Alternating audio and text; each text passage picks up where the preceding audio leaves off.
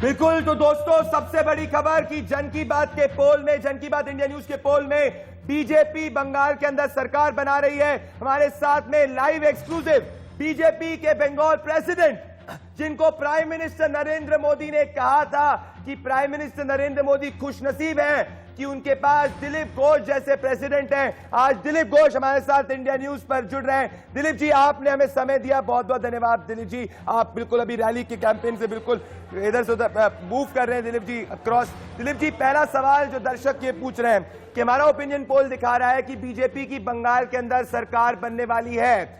दिलीप जी, प्रधानमंत्री नरेंद्र मोदी ने, मेरे को तो याद नहीं होगा किसी भी अध्यक्ष को स्टेज से इस तरीके से बोला हो। तो क्या ये मान लिया जाए कि बीजेपी की जब सरकार बनेगी तो आप मुख्यमंत्री होंगे?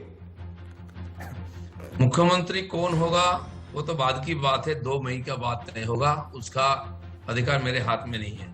लेकिन 200 सीट लेकर के भारतीय जनता पार्टी बंगाल में सरकार बनाएगी, इसमें कोई शक नहीं है। इसी लक्ष्य को लेकर के हमारे लाखों कार्यकर्ता पिछले 5 साल से काम कर रहे हैं। लगातार 136 लोगों की राजनीतिक हत्या हुई है।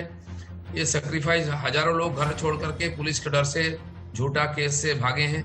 29,000 केसेस हमारे ऊपर हुई हैं अपने कार्यकर्ता। ये सारी एक तरफ रख करके हम लड़ रहे हैं और परिवर्तन करेंगे, और जबकि 200 सीट का टारगेट माननीय अमित भाई ने दिया है उसको हम पूरा करके रखेंगे। दिलीप जी, एक और कई लोग हमारा, क्योंकि ओपिनियन पोल इस वक्त ग्राउंड से ये कह रहा है कि बीजेपी की सरकार बनने वाली है, पर टीएमसी ये आरोप लगाते आई है कि आपकी पूरी जो फाइट है वो टोलाबाजी के खिलाफ हुई और आपने टीएमसी वालों को ही लेकर उनको टिकट दिया है। इस आरोप पर क्या कहना चाहते हैं दिलीप जी? ग्राउंड पे आपको दिख रहा है इसका कुछ इंपैक्ट पड़ रहा है? आरोप प्रत्यारोप लगता रहता है, वो कोई बड़ी बात नहीं। जो ग्राउंड रियलिटी है, लोग आज इस सरकार के ऊपर खपा हुआ है। हर क्षेत्र में सरकार नाकाम रही है, और वो हमारे चीफ मिनिस्टर की जो आज जिस प्रकार उनकी बॉडी लैंग्वेज है, बातचीत है, डायलॉग है, वो जो दिखा रहे हैं, कर रहे हैं, इससे पता चल रहा है कि वो पॉलिटिकल लड़ाई छोड़ दिए हैं और सिंपैथी पर आ गए हैं। जो इशू नहीं है, नॉन इशू को इशू बना करके हमारे वरिष्ठ नेताओं के बारे में जिस प्रकार शब्द प्रयोग कर रहे हैं, वो राजनीतिक संस्कृति के बाहर है। इसका मतलब वो हार चुके हैं, इसीलिए इशू को घुमाने का प्रयास कर रहे हैं।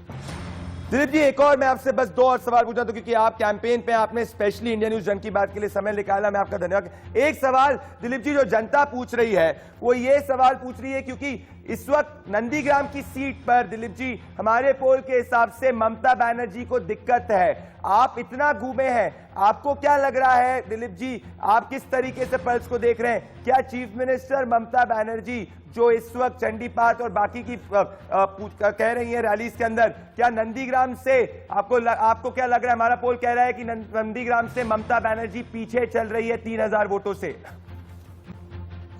देखिए, नंदीग्राम के लिए ममता बनर्जी का कोई कंट्रीब्यूशन नहीं है। नंदीग्राम लड़ाई के बाद बंगाल में राजनीतिक परिवर्तन हुआ था, लेकिन नेतृत्व देने वाले थे शुभेंदु अधिकारी। इसलिए मुझे जहां तक लग रहा है एमपी एमएलए मिलाकर 2-3 बार उनको वहां से लोगों ने जिता चुके हैं, और हमेशा उन्होंने लोगों का साथ दिया है। ममता बनर्जी चुनाव में जाती थी और आज फिर चुनाव लड़ने गई है, और क्योंकि भवानीपुर से जितना मुश्किल है, मुझे लग रहा है कि वहां स्थिति जैसे कि बिगड़ जाएगी और दूसरा सीट ढूंढेंगी वो विधानसभा पहुंचने के लिए।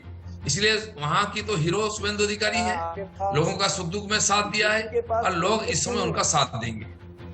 दिलीप जी, एक मेरा आखिरी सवाल आपसे ये है, ये कई लोग पूछ रहे हैं कि जब प्रधानमंत्री नरेंद्र मोदी ने स्टेज से दिलीप घोष जी को कहा कि वो खुशनसीब है कि उनके पास दिलीप घोष जैसे प्रेसिडेंट हैं, क्या स्टेज के बाद भी प्रधानमंत्री से कुछ बातचीत हुई?